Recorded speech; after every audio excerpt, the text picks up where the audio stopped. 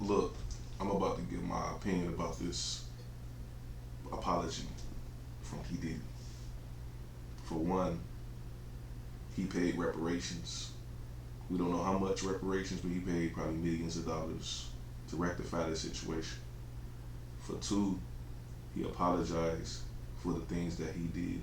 Obviously, he did in this video domestic battery, domestic violence, which is a problem, a huge problem in our community. Our culture of destruction, each other, destroying each other, infidelity, adultery, deception. That has to be corrected. But the point I'm trying to make in this video is we come from a people, the Black American people, who has been totally destroyed, oppressed for hundreds of years, and we have never received an apology. We have never received restitution for the damages that has been done. So these same white people who's putting out these narratives about this black man who paid reparations, who apologized for the things that he was accused of doing, they have no credibility because they never demanded that the United States pay reparations for the damages that has been done, that they never rectified, for the damages that are still being done, the redlining, the disinvestments in our schools and our children, promoting our genocide with abortion. It's just so much oppression that we have to deal with. And the only thing we have is our expression, which is our culture, which is what P. Diddy got his billions of dollars from: clothing, alcohol consumption, music consumption, producing, directing and producing, acting. You know, that's all we don't have the ability. We had the ability at one point before integration for research and development, technology, owning firms, owning technology companies, Percy Julian. But our economic apparatuses that was created after the Civil War during Reconstruction, which is Black Wall Street, were totally destroyed.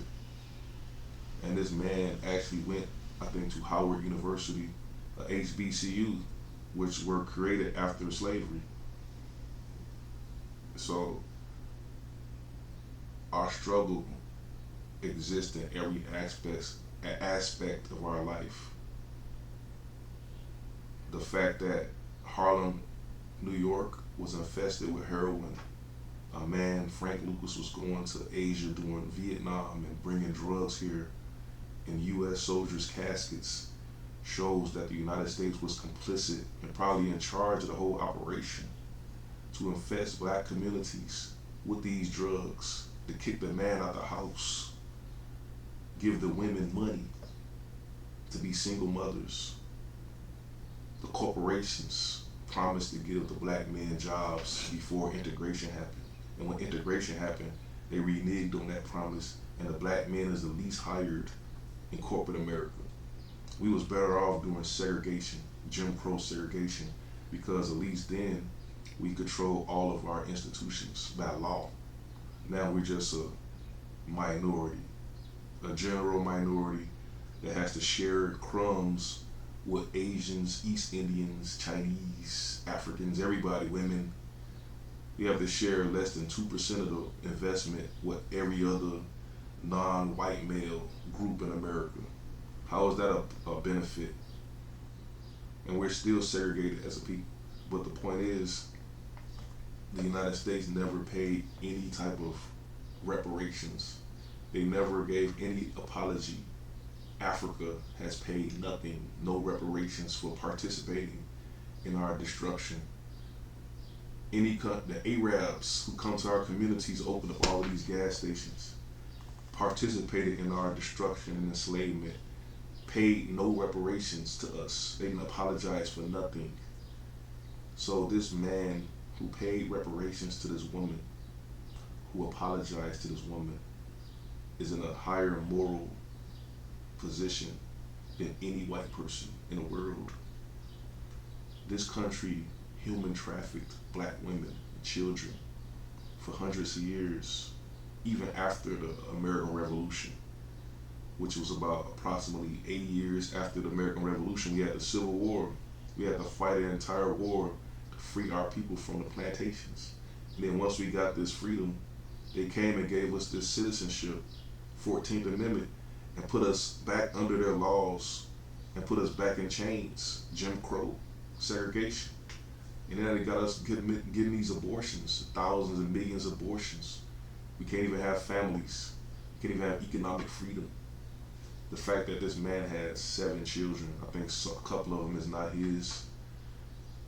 You know, this one mistake that he made, being drunk and on drugs, brutalizing his woman, is very common in the black community. Men go to jail for domestic battery every day. Men is on child support and going to jail for not paying their child support every day. This black community is suffering with the residual effects from Jim Crow segregation, slavery, and still the oppression that's happening today, the economic oppression. New York is giving billions of dollars to illegal aliens, while the black people is still suffering, still haven't recovered. We haven't recovered for what happened 150 years ago. We're over 150 years behind, and you're putting other groups of people in front of us to get restitution. So this man is in a better position than so-called white people who never gave any apology. You know, Europe never apologized for the Berlin Conference with King Leopold when they divided, chopped up Africa. But who cares about, but yeah, at the same time, Africa is a totally colonized, destroyed continent, exploited by Europe. And Africans come here with their colonized mindset and oppress us in America. They tell us we don't deserve anything, yet they're coming to our countries to benefit. And they don't even have the decency to say thank you, or to say we are sorry for what our people did to you. Nobody has done that except P. Diddy. He's the only one who has apologized for his crimes. The only one in the world. He's the only person in the world who paid reparations and apologized for his atrocities. So he's in a better position, and he's still capable of going to prison. I'm pretty sure this is not a capital offense, so he's not going to be in prison forever. He might just be allowed to do community service, volunteer, pay money to victims of domestic violence and other atrocities, crimes, particularly so-called black women or women of color who are victims of oppression. He might create a whole movement, like he's known for creating these movements, vote or die or whatever. He's running marathons, or he create a whole movement to end domestic violence. He's a very creative person, very ingenious person. But this thing should not be used to destroy this person's life. It shed light on the problem of domestic abuse, which comes from the slave plantation, the Caucasoid male beating black women, raping them, and then the pimp culture.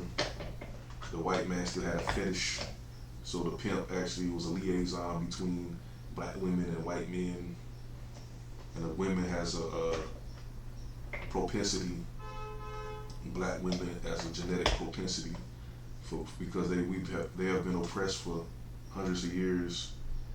I'm not going to say they desire this relationship, but if you look at 2016, Rihanna made songs about this S&M, and she probably is the cause or forced Chimp Chris Brown, because they probably have a desire to get the treatment that this Caucasoid male has been imposing on them for generations, genetically. So we have to go deep into the roots of this problem and heal the wounds, the psychological wounds that has been inflicted on these black women, victims of human trafficking. from white males for hundreds of years. And us black men had to fight the war, the Civil War. We had to defeat the Confederacy to get our people free. We had to go and fight against this government because our women wanted to sit in the front of the bus. They wanted to go inside the stores. They said they were blacks only. And these institutions, the Grammys, the Oscars, none of these Caucasoid institutions was against Jim Crow segregation, oppression, redlining. They never apologized for being complicit, silent. So P. Diddy is superior. He's the only man in the world who apologized and paid reparations. A black man apologized, paid reparations for his atrocities. So it's very admirable. For one, that he actually paid the reparations immediately, and then he came out with this apology. When has the Congress apologized to Black America for destroying our people? Disinvestment in our communities, disinvestment in our children, closing down our schools, tearing down our buildings, tearing down our cities, gentrifying our cities. They gentrified Harlem, took our cities using the government power.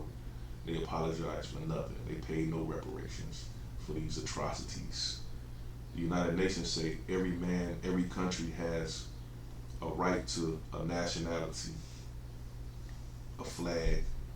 And they said that all the countries who participated in the transatlantic slave trade must pay reparations, including Africa.